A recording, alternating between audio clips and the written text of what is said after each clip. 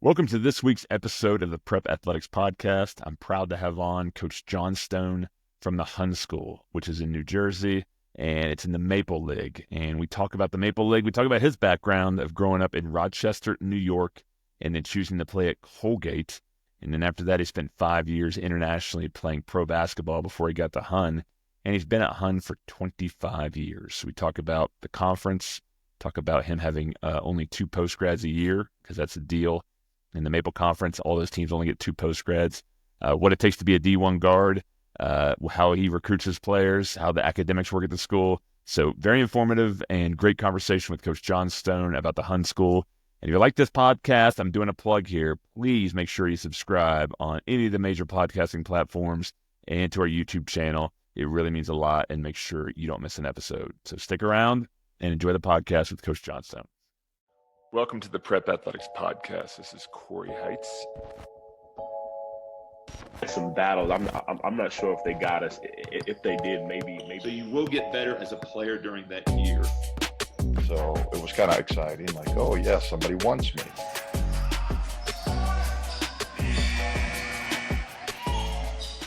John, welcome to the podcast. Thanks for having me. Yeah, it's a pleasure to have you here after knowing you all these years. And you grew up in New York and chose to play your college ball at Colgate. Why don't you walk me through why you chose basketball as your favorite sport, how you got good, and what your life was like at Colgate? Yeah, sure. So I was originally ready to be the next Bobby Orr. I might be dating myself a little there, but I grew up in Rochester, New York, and loved the game of ice hockey and thought that was going to be what I was going to play for a long, long time. And as I kept growing, I decided to give basketball a shot. I think I was about 12 years old, and said I'll give it a try, and wound up playing a couple of years of both. And then in high school, gave up the ice hockey and stuck with basketball. And, it was a game that I fell in love with and wanted to get better at and spend all kinds of time playing and improving. And I was fortunate enough to get the opportunity to go and play at Colgate. I will tell you that not a lot of Division I schools were hounding me and asking me to come, but that was one of the ones that worked out, and wound up being a great experience for me. I had a great 4 years there, great education, and great experience in the program as well. How tall are you, John? I'm 6'6". Are there many tall hockey players, and is being tall in hockey a good thing or a bad thing? Yeah. So back then, there was nobody tall other than my older brother. So the reason that I played, he stands about 6'5", but he was the exception, not the rule for sure. These days, there's a lot of tall ones out there, and it is helpful with the poke check and the long arms and being able to poke the puck away from guys. But it was a great sport and loved every minute of it. But certainly my size was of use in basketball as well. All right, so you did say you had other D1s recruiting you. What led you to Colgate as your final decision? Like, was it the campus? Was it what the coach said? Was it educational? Was it location? Walk me through that, because you as a prep school coach, deal with families every single year on, their process and what they're looking for. So take me back in time and what that was like for you. Yeah, great question. So I think for me, I was being recruited by a lot of Division III schools, some Division II schools, and then some Division I schools. And so I kind of had it all out there and took a lot of visits. For me, Colgate was just kind of the overall best fit. It was academically strong and something that my family and I felt was important. From just a overall location, it was good. It was about 2 to 2.5 hour drive from my home, where my parents, and my brother got to see me play. It was, I think in the end, it came down to the visit itself and just feeling comfortable on campus, feeling comfortable with the coaching staff, feeling comfortable with the players, and feeling comfortable in general what the school had to offer and all those things. So I think that was a big piece to it. And that, one of the fun parts about being there was going to other games and other sporting events and not just being a basketball player, but being involved in the whole life of the school. And that was important to me as well. So I think all those factors came into play. It really wound up being a great fit for me. It worked out really well. Great. And then from Colgate, what was your path to get into coaching? Yeah, so after Colgate, I wound up going and playing overseas for 5 years. Terrific experience. I wouldn't trade it for anything. I really enjoyed getting to learn about other cultures at the same time getting to play the game I loved and getting paid for it on top of that. And just terrific experience for me. And when I first got over there, I always knew that I would wanted to coach, and so I started coaching right away, and all 5 years I spent time coaching over there, and then and in various ways and various fashions. And then after that, I came back and I was an assistant coach at the University of Rochester for 2 years, and which is under Mike Neer, who's one of the best Division III coaches at the time for sure, and maybe in a long time. And so a great learning experience there, great program, great school, and I was fortunate enough to get my master's degree at the same time. And then I started exploring other options, and it was after that time that I came to Hun, and I've been here ever since. All right, real quick, back to international. What was the best? Where'd you play internationally, and then what was the best part about it, and what was the most challenging part? Yeah, great questions. So I played in Munich, Germany. I played in Chester, England, and I played in Dungannon, Northern Ireland, which is part of Ireland, obviously. Probably the most challenging part, I would say, was just staying connected with family and missing things about home and getting homesick. I tell at one of my other jobs here at Hun is I'm the director of resident life. And so every year when I talk to our boarding parents, the first thing I say to all of them is, you're going to get homesick, and that's okay. And it's part of moving away from home. And one of the things I always tell them about my time in Europe was I was so happy. You couldn't say that I was upset or I was frustrated or did the wrong thing or depressed. I was happy, 100%, and yet I still got homesick. There are things you just miss about home. Family, obviously, one of them, but foods and different things that you miss. And I would say that was one of them. And of course, back then, we didn't have technology like we have these days, where you can call on WhatsApp and FaceTime and do all these other things so easily. I still remember my mom and I thought it was the greatest thing in the world when we could talk to each other for $1 a minute, and that was really cheap.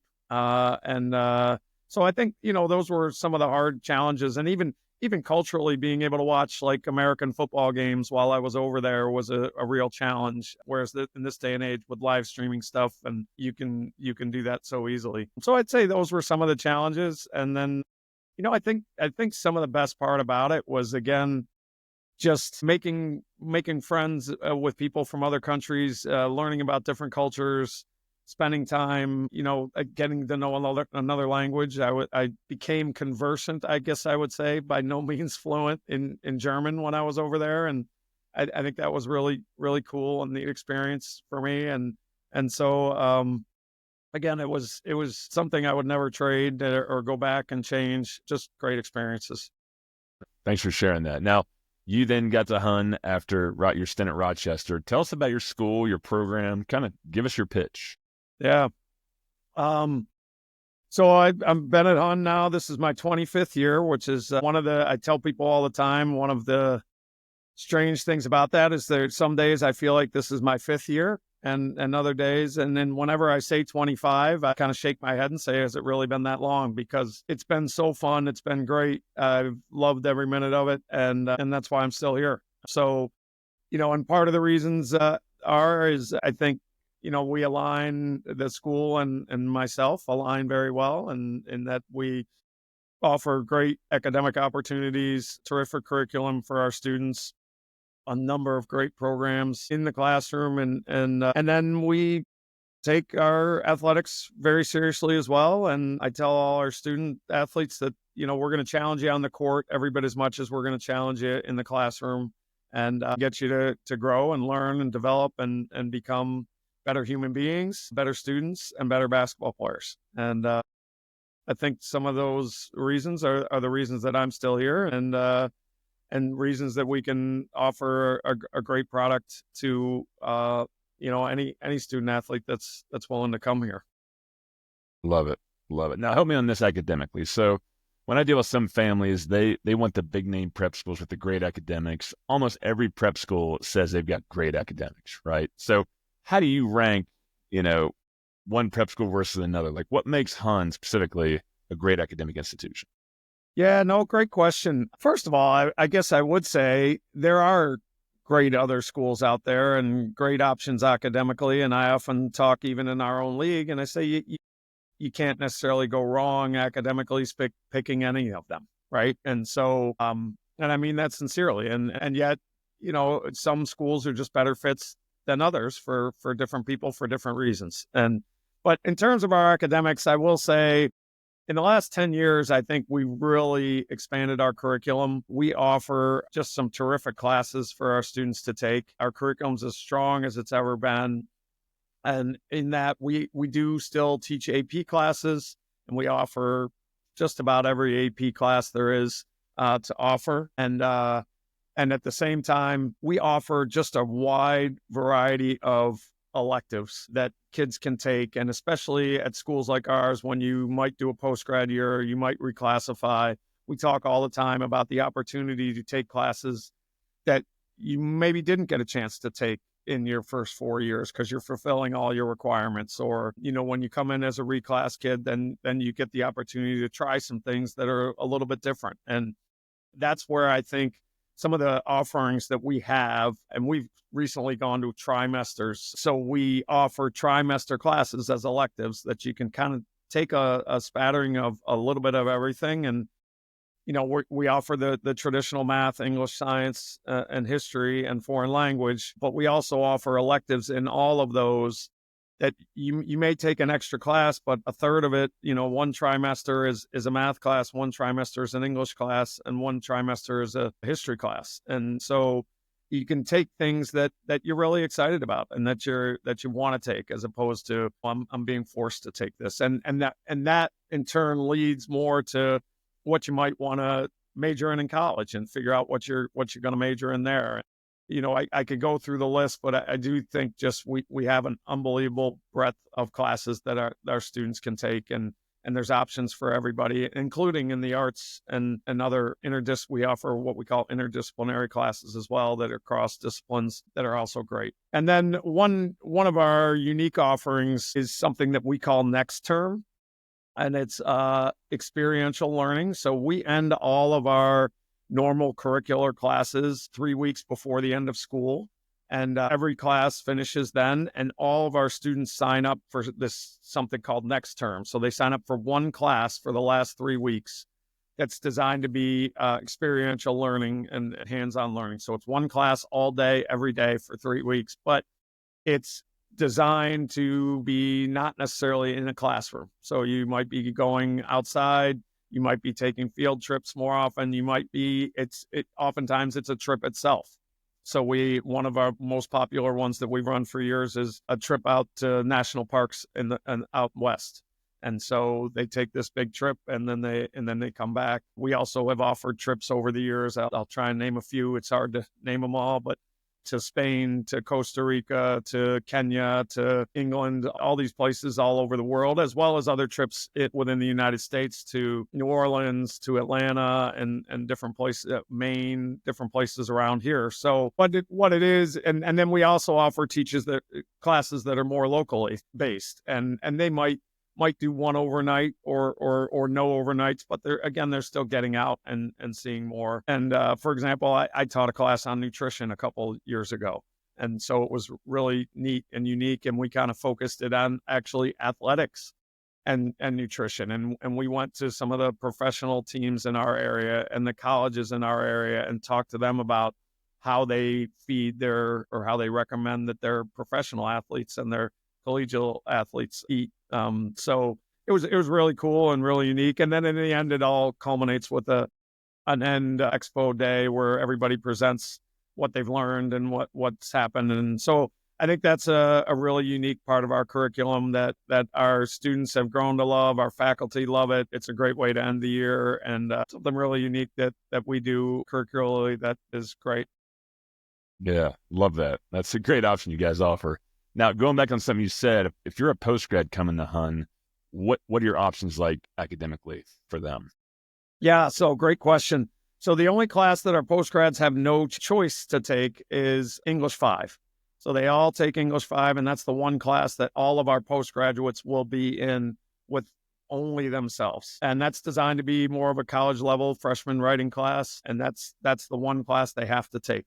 So then we require all our students to take 5 core courses. So they'll take 4 others other than that or more. Some of our students take 7. And then, so the other ones will typically come from math, English, science, and history. Most of the time, postgraduates are done with taking a foreign language by the time they get to us, but we have the options for them to take those foreign languages for sure. So we've had some kids over the years that will absolutely come here and continue their foreign language. And we've had others that have said, no, I'm good with the language. I've done through level 4 already, and I'm not going to go anymore.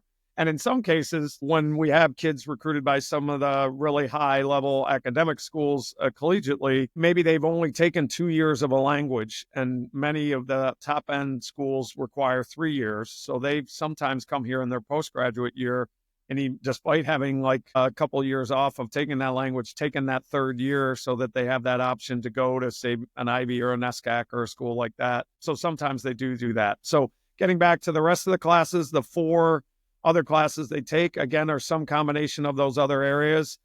Oftentimes we'll get students that maybe say they are really interested in business. So, they might double up in math and take maybe a calculus class or a statistics class. We also offer economics classes, and we offer an entrepreneurial studies class. So if that's kind of their interest, then they'll maybe double up in that. Others maybe come in and say, I really love history, and I want history, and I've already taken these 3 APs. Then we may shift gears and say, well, we offer these 4 others, and maybe they'll double up in English, or again, history is probably the one area that we offer so many elective classes, and that they'll get just an opportunity to take so many different courses there and really, broaden their education by taking different classes. So every other class, there are other 4 to 5 classes they take. They'll be mixed in with all of our other students. It won't be postgrads only. And then we tell everybody, they're getting a chance to continue to grow and stretch and learn academically in this year, at that extra year, just like they're doing physically with their body and their maturation, and then physically on the court with the basketball. So we look at it as a win-win in both areas.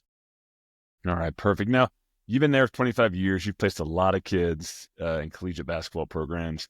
And one of the challenges I'm finding these days with families is that they want to find the prep school that's got the best history of placing kids at the Patriot, the Ivies, the NESCAC.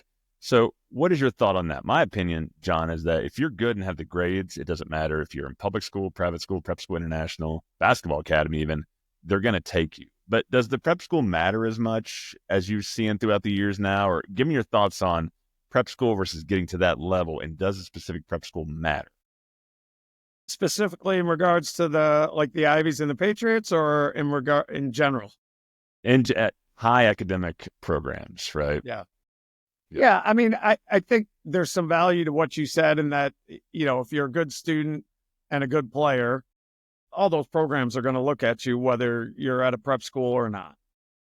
And yet, I will say, I think being at a school like this can put you in a better overall situation for a lot of different reasons. One is, again, the strength of your transcript and the quality of your transcript. A lot of those schools are familiar with us. So they, when admissions, they see those transcripts and they say, this is what they're doing at Hun, then we know that they can do the work at our place. And I think in some cases, for maybe the kid I guess there's a lot of different ways you can be a good student at other schools, right? And maybe it's a kid who's maybe not a 4.0 student, but maybe a 3.3 student and strong, obviously. And yet to come here and again, show your work here and get that extra little boost of an extra year. And I always say an extra year of English or math or history is only going to make us all better and more prepared for college. So you're enhancing your transcript when you're going to apply to those places for sure. And that's, I think, really, really going to help you. At the same time, there are kids that have 4.0s at certain schools, but they're not necessarily being challenged the way they've been challenged here. And Right. I think sometimes I've had a number of students come in with close to 4.0s or really high GPAs and really good SAT scores, and they all call me after their freshman year in college and say how thankful they were that they did the post-grad year because of how well that prepared they are now. And mind you, they were going to pretty high-level academic places collegiately. But again, that kind of answers your question in a nutshell to say these were kids that were good students and did have good SAT scores, and they just felt so much more prepared after spending a year here, and some of them obviously more than a year here because we don't just have postgraduates. But I think there's so much growing that can still take place, and I do think more of that growing happens here when you consider living on campus and doing your own laundry and living away from home and doing all those other things that I think are ways that you can really grow up. I know, speaking to a lot of college coaches, when they love that the kid has either done an extra year so they're a little bit older, but also they love that they've lived away from home. So kids that are coming from Hun are usually, my guys, hit the ground running in all aspects of life in college, right? So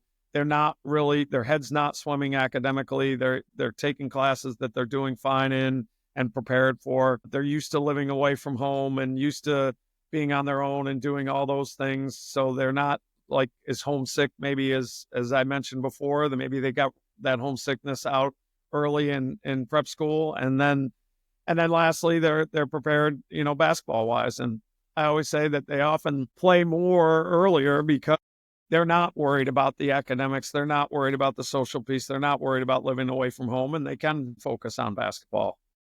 And one of the other great things that we have that not all places have is a strength and conditioning coach and strength and conditioning coaches. And when our guys can go on to the next level, having done Olympic lifts before and all these different kinds of exercises, oftentimes my players will call me and say, well, coach, they moved me up to lift with the upperclassmen today because I know what I'm doing. I've done all these lifts before, and it's not that I'm the strongest guy on the team, but they don't have to teach me all these things all over again.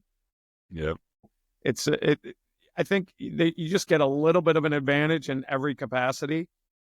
And then I think the last thing goes back to a little bit of my international background is the cultural advantage. We do have kids from all over the world here. And when you come to a school like this and you can sit in the classroom and maybe your roommate is somebody from another country and you start to learn about them and maybe learn their language or learn their culture, or it's just, it helps students, become more well-rounded. And I think it's just another way that by the time they get to college, their eyes are a little wider open and they're a little more prepared overall. Yeah, I love it. Thanks for sharing that. Now, you're in the Mid-Atlantic. You're south of the New England hub, and you're in the Maple League.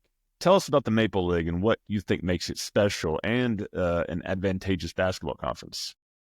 Yeah, it's a great league. We absolutely love it. I think we're all pretty similar schools and really kind of have similar academics, similar athletics, similar locations, and I think one of the things that makes it a little different is we do as a league have a rule where we're only allowed 2 postgraduates a year. But, I think one of the things that makes it special is the great combination of academics and athletics. And another thing that I guess makes it a little special is our location. There aren't a ton of other prep schools in our area, and all the ones that are in that league. So we're not New England, but we're not further down south either. And so it's a great, I will say as well, it's a great location from a collegiate perspective. The amount of colleges that are right in our area or in an 8-hour radius from here is remarkable. So from a recruiting standpoint, it makes it easier for college coaches as well to come and see our guys. And every night, we're competing at a really high level in every league game. And oftentimes it's a hard fought game right till the bitter end. And, I think that competition makes it great and makes it more fun as well. All right. Explain to me about the 2 postgrads. So since you've got that limit, how do you go about recruiting those 2 guys? Because I guarantee you and I have talked for years, like I'll send you a postgrad player and like you've got all these kids in your in your kind of in your atmosphere, how do you know which ones to focus on, knowing they might not commit or not, needing a big guard? Walk me through your process on that. Yeah. So I think one of the things we always try and look at is kind of what our needs are, right? So if we already have 5 point guards in the program, our post grad isn't necessarily always going to be a point guard that we're looking for. And so in our admissions, well, we've been fortunate enough that our admissions always does work with us to a certain degree on that and in terms of our needs. And I will say almost every basketball coach in America will tell you one of their needs always every year is size. So typically our post-grad, one of our 2 post-grads is usually somebody with at least some size. But I think, as important to that is the type of kid that we're looking at. Are they going to fit in here? Are they of high character? Academically, are they a fit? And I tell families a lot that some years we get so many of our post-grads that apply in that particular year that are those guys with like 4.0 GPAs and really high SATs. And so the competition just purely of those 2 spots, forget about basketball, but academically speaking, gets really competitive. And then other years, it's strange. You don't always have that high a level post-grad that's looking at your place and in terms of the pure academic piece. So it can be a little more competitive or a little less competitive on the given year. And then, again, I think overall, certainly talent, character is a certainly important thing. That can they survive here academically and do the work academically? And then what talent are they and what can they bring to the court for us as a player as well is a factor in terms of our wants and who to get. And sometimes we might take a guy in a position that we weren't necessarily looking for because we think, they can really add that much to our program and fill in some gaps that we have. But, it's certainly recruiting isn't a perfect science at any level. And that's part of the reason for the post-grad year in itself. I always say that's one of the things that keeps schools like us in business, because I can tell a number of stories about some of my post-grads that I've had that, either nobody wanted coming out of high school or they, had only Division III offers. And then they spend a year here and they wind up with multiple Division I offers and go on and have great careers. So it's certainly something that we try to do in terms of finding the right fit and finding the right kid. Love it. Thanks for sharing that. Do kids have to come to your school and play additional sports in the fall and spring, or can they strictly play basketball? Yeah, really good question. So we have something at our school called the Thrive 5 point commitments. And what that means is they have to get 5 extracurricular points overall. And when they play basketball at any level, we have a 9th grade team, a JV team, and a varsity team. When they play at those levels, they'll get 2 points of those 5 points. And so they can get 2 other points from anywhere they want. So yes, they can play another sport, but they can also do, say, a strength and conditioning program in a different season to get 2 more points there as well. So I guess the long and short of it is that they are not required to play 2 sports. I will say as a coach, I encourage my guys to play 2 sports. I'm one of the few, I think, basketball coaches that enjoys his guys playing football, which is a little bit different than most. But in this day and age, a lot of guys play one sport, and you kind of can do that here. And then getting back to the Thrive 5, the 5th point is somewhat where else on campus outside of athletics that you need to pick up. So you could be, a leader in a club or any other leadership position we have on campus, and or involved in different things like a Model UN or different things there. So we offer a variety of things that they can pick up that 5th point. But going back to the actual sports themselves, I do think kids playing multiple sports at a young age and as long as they can is a wonderful thing. And yet I do think my own players tend to wind up solely focusing on basketball at some point. And, it's kind of the nature of the world at this point. I could go on for a little bit about that. Thanks for sharing that. All right, next up, college placement. So you've been doing this 25 years. The game has changed a lot, obviously, in that time. What's your process? Does AAU and the parents handle it? Are you taking on a big chunk of it?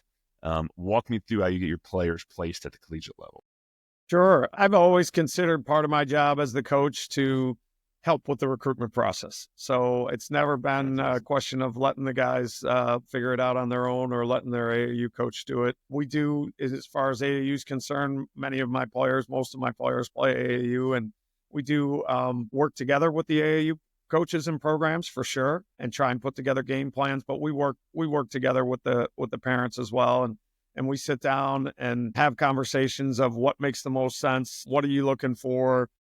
And so many of our players desire to play Division I, and that's great. And yet one of my rules and goals is until you have multiple Division I offers, you should always have 2 to 5 Division III or Division II schools that you are comfortable attending and going to. And in many cases, if it's a borderline Division I player, they're going to have many Division IIIs that are interested in them, and that's not much of a problem coming up with a short list of schools that they really like. And so the process itself, I think, is sitting down first and developing lists and trying to figure out what schools might be the best fit for this individual student athlete. And then once you've developed the list, it's about reaching out to the coaches, making sure they know, using platforms to help promote them in different ways. I think it's important for the student athlete to reach out to the coaches themselves, either via email or via phone calls. I certainly have developed a big network over the years of college coaches, and I will reach out to them on all my players' behalfs. And so, I think to me, the recruiting piece is all about volume, and it's all about trying to have as big a list for the students as possible early. And you can always whittle down the list later and getting as many schools interested in the students as you can. And then once you develop that interest, then you can start to whittle it down and really decide what is the best fit for them. And again, my guidance always is I want them to find the best combination of academics and athletics that they can find for them. And for every student, that's different. Right. And so for many of my students over the years, that's been the Ivy Leagues, and that's been a great fit for those guys. And they've gone on and had great careers and gone on and had great professional careers after that. But for many of my players, that's not the perfect fit, and that's not the right place for them. And so it's always about, finding the one that really is going to help them get the most out of themselves and in both academically and athletically. And I think from a standpoint of each individual kid, each case is going to be a little bit different. But, once we develop the list, once we make the contacts, to me, basketball is a sport where you have to get seen play live as much as possible. Yes. And so making sure that the college coaches know where our guys are going to be playing, when they're going to be playing. We play in the live recruiting events. We've been hosting a live recruiting event since the start of the Scholastic events in June. So we've been hosting them right here, and we play in both weekends, and those are terrific weekends for our players. They tend to get a ton of exposure in those weekends. We get 100 to 150 college coaches coming through each event, and we have guys that pick up scholarships right out of those events alone. And then many of them will play AAU in July, and it's important that the college coaches know who they're playing with and when they're going to be playing, because I always say, for a college coach to randomly sit down at your AAU game or even our Hun game and just pick you out of a crowd, is not likely to happen. But if they know your name going into the event, they've got your name on the list, they're going to go check you out on court 3 at 2:00, then they've at least seen you play. And maybe they'll only watch you for 5 minutes and decide they don't like you, or maybe they'll watch you the whole game and say they love you and offer you, or maybe they'll watch half the game and say, I need to watch you more. But to me, it's as much as you can be seen and as often as you can be seen, it's really, really important. So we try to get guys in the right areas and the right spaces where they can be seen as often as possible. And then that's where, again, a big advantage to us compared to other high schools is, our season, we have a college coach in the stands every game. And so once we get into our games, you're going to be seen even more. And then we also have our fall workouts where college coaches are allowed to come in and watch guys as well. So between all those venues and places to be seen, that's the part that I think is really important and helps our guys really end up in places where they're supposed to be. Our guys are not under recruited typically. They end up at the spot that they should be at and the place they should be. And it's our part of my job to help all that process. And my brother and I joke around all the time. More college coaches see my team play in one weekend than saw me play my whole 4 years of high school. So, Right. the exposure is a great thing. Awesome. What does it take to be a D1 guard these days? My gosh, tough question. I ask this of every coach, so curious to get your opinion. Yeah, I mean, I always say, certainly one of the big separators between Division I and Division III is size, right? And so, when you can do all the things that a little guard can do at 6'4" or bigger, then that oftentimes makes you a D1 guard, right? And yet, size obviously isn't the only thing. We see a ton of D1 guards that are under 6 feet and really, really good. And I've had several of them. So, I think certainly size is something, but athletic ability is clearly something as well. And if you are a little bit on the smaller side, I think you've got to have a little bit of an X factor. And maybe it's you're an outstanding shooter, maybe it's you're an unbelievable defender, but you got to have those pieces. But in the end of the day, I think when you talk guard specifics, I think the ability to score is certainly important to any guard, but I think the ability to have a high basketball IQ is also super important. And I think you've got to, the best guards have the combinations of those things. The best guards can score in multiple ways. Maybe they're not just a shooter, but they can get to the rim, or they're guys that, again, can load the stat sheet. Not only are they scoring, but they're also getting, assists at a high rate, and they're also rebounding. I think sometimes being a good rebounder as a guard is an underrated thing. And in this day and age, I think, having the ability and having a nose for the ball and being able to rebound as a guard is a huge thing as well. So a little bit of a long-winded answer, but I think you got to have a combination of several of those things to be a Division I guard. And I think you might have deficiencies in some areas, but if you're really, really good in other areas, I think it can really help you and take you to that next level for sure. Great. And that's great. You've coached plenty of D1 guards over your 25 years. So I really respect that. And thanks for sharing that. All right. Last big question here. What do you see as the future of prep school basketball? Oh, man, that's a tough question. I'm not sure I know what the future of college basketball is. What college, no way, but prep school, what are you seeing? Like, it's changed in 4 years since COVID, right? So we don't have crystal balls, but just, is it getting more demand? Are you seeing less demand, more international, more people in the U.S. reaching out than they had in the past, younger, postgrads? Yeah, no, I don't know if I've seen a whole lot of change. Certainly, obviously, the COVID and everything else has changed things. I think the cost of prep schools is something that's never a fun thing to deal with. And it's not getting any cheaper for sure. But I think prep school basketball is still a really high level of play and a really great brand of basketball. And I don't see that changing in the near future. I still think we're going to have great kids and great players in all the prep schools, and the ability to compete against each other, I think is a great